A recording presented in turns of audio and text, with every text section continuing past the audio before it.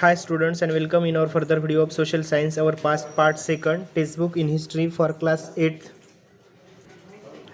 Students, we are learning our third chapter, that is ruling the countryside, and we came to the point that is given on page number 29, a new systems devised. So students, open the page number 29 and listen carefully. The new system is devised by the early 19th century. Many of the company officials were convinced that the system of revenue had to be changed again. बहुत सारे जो भी 19th century के company के जो भी officials थे, उन्होंने सोचा कि ये जो भी सिचुएशन है रेवेन्यू की सिस्टम, उसको चेंज करना पड़ेगा. How could revenue be fixed permanently at the time when the company needed more money to meet its expenses of administration and trade? तो ये रेवेन्यू फिक्स कौन सा करना पड़ेगा परमानेंटली, कैसा बढ़ाना पड़ेगा कि मोर मनी मिलना चाहिए एक्सपेंस करने के लिए, एडमिनिस्ट्रेशन और ट्रेड के लिए, व्यापार के लिए. ठीक है. उसके बाद in the north western provinces of the Bengal presidency, most of this area now in Uttar Pradesh में बहुत सारा इसका एरिया है. An Englishman called Holt Mackenzie, ठीक है, Holt Mackenzie devised the new system which came into effect in 1822 में उसने एक सिस्टम निकाली. He felt that the village was an important social institution in north Indian society and needed to be preserve. और जो भी village है ये important social institutes है. अंडर हिज डायरेक्शन, उनके डायरेक्शंस में collector went from the village to village. Collectors क्या किए, विलेज टू विलेज गए. एक्सपेक्टिंग द लैंड का एक्सपेक्ट किया, इंस्पेक्टिंग द लैंड यानी लैंड को उन्होंने चेक किया. मेजरिंग द फील्ड को मेजर किया. And recording the customs and rights of different groups, और उनके कस्टम्स और उनके अधिकार जो है डिफरेंट ग्रुप से वो भी रिकॉर्ड किए.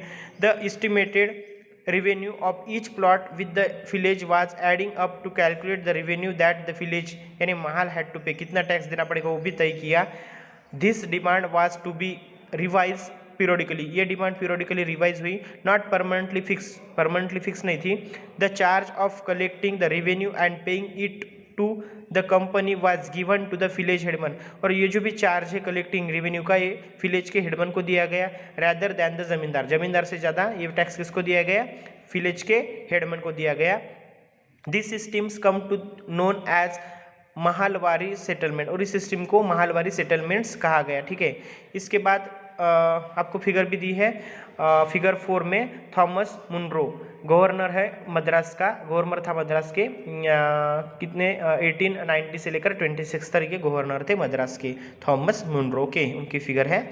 द मुनरो सिस्टम इनके बारे में ही है, क्या कहती है देखेंगे. In the British territories in the south there was a similar move away from the idea of permanent settlements. जो भी ब्रिटिश टेरिटरी थी साउथ में कि सिमिलर वहाँ पे मूव चल रहा था अभी आइडिया परमानेंट सेटलमेंट की. The new system that was devised come to be known as the रोहितवार या और रोहितवारी. जो भी वहाँ की जो भी सिस्टम थी डीएस की थी उनको कहता जाता था रोहितवारी या रोहितवारी, ऐसा कहा जाता था. Okay. It was tried on the small scales by Captain Alexander Reid in the some of the areas that were taken over by the company after the wars with Tipu Sultans. Subsequently development by Thomas Munro. देखो subsequently develop किए गए Thomas Munro से. This system was gradually extended all over the South India, और बाद में ये system पूरी extend हो गई, विस्तारित हो गई साउथ इंडिया में. रीड और मुनरो दोनों थे. Felt that the south there were no traditional zamindars, south पे ट्रेडिशनल जमींदार्स नहीं है. The settlements they argued had to be made directly with the cultivators ryots, यानी जो भी कल्टिवेटर्स उनके साथ डायरेक्टली कॉन्टैक्ट करना है. Who had till the land for generation, जो भी लैंड टिल करते हैं कल्टिवेटर्स उनके साथ. Their field had to be carefully and separately surveyed before the revenue assessments was made. Revenue assessments करने से पहले वो जो भी कल्टिवेटर्स है उनकी ज़मीन को केयरफुली और सेपरेटली उनका सर्वे किया गया. Munro thought that the British should act as paternal father figure protecting the ryots under the charge, ऐसा कहा गया. ऑल वाज नॉट वेल, सब अच्छा नहीं था. Within the few years after new systems were imposed it was clear that all was not well with them, सबके साथ अच्छा नहीं हो रहा था. Driven by the desire of increase in income of land revenue officials fix to high revenue demanded, बहुत सारी demand की उन्होंने, टू हाई, बहुत टैक्स बढ़ा दिए गए। Peasants were unable to pay, peasant जो फार्मर थे वो पे करने के लिए अनेबल थे। Ryots fled the country sides, the villagers becomes deserted in many regions, और जो भी विलेजर्स थे वो डिजर्ट हो गए। Optimistic officials had imagine that the new systems would transport the peasants into rich enterprising farmers, but this was, लेकिन ऐसा नहीं हुआ। उसके बाद क्रॉप्स फॉर यूरोप, यूरोप के लिए क्रॉप्स के बारे में हमें बताया गया है, ये देखेंगे।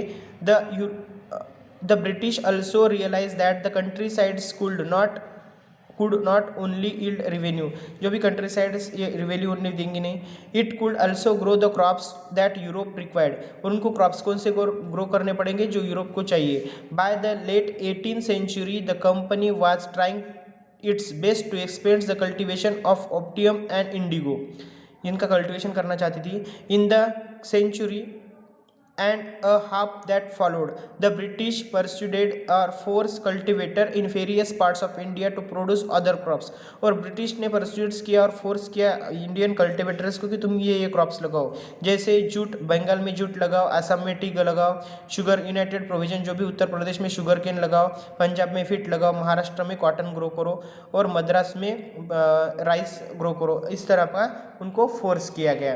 Dutch colour have a history, how was this done, ऐसा कैसा होगा, ऐसा कैसे हो गया। The British use the variety of method to explain the cultivation of crops that's needed, उन्होंने क्या किया, जो भी मेथड्स थे वो एक्सपांड किए, बढ़ा दिए गए कल्टिवेशन के लिए क्रॉप्स के। Let us take a closer look that the story one such a crops, one such a method of production, ऐसे एक मेथड देखेंगे आपको।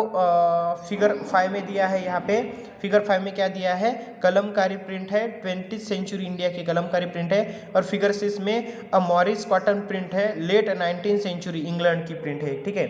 Dutch colour have a history, colour कुछ हिस्ट्री बताए कि इसके बारे में देखना है। Figure 5 and 6 are 2 images of cotton print, cotton print के 2 इमेजेस है। लेफ्ट 5 नंबर की जो है figure shows the kalamkari print created by weavers in Andhra Pradesh in India के है। On the right the floral cotton print है, डिजाइन की वाली, William Morris, a famous poet थे and artist of 19th century Britain के। There is one thing common in the two prints में एक thing तो कॉमन थी, both use a rich blue colour, दोनों ने भी ब्लू रिच कलर यूज किया। कॉमनली कॉल्ड इंडिगो, उनको इंडिगो कहते थे। Do you know how this colour was produce, ये कलर कैसे प्रोड्यूस किया। The blue that you see in the print was produce from the plants called indigo, ये जो blue colour है indigo plant से प्रोड्यूस किया था। It is likely that the blue dye use in the Morris print in 19th century Britain was manufactured from indigo plants cultivating in India. For India was the biggest supplier of indigo in the world that time, और उस time में India एक biggest supplier था indigo का world में, ठीक है। Five the demands of the Indian indigo, five the demand for Indian indigo, इसकी डिमांड क्यों की, we will see in our next video.